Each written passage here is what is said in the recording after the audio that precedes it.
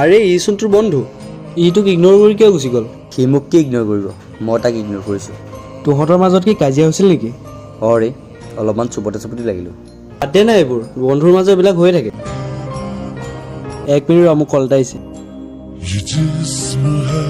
অঁ পাপা ঠিক আছে মই গৈ আছোঁ কি হ'ল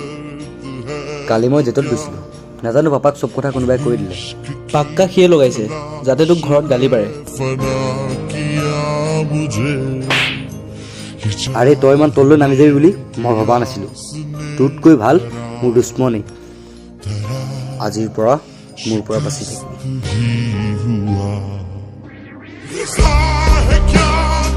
খুৰা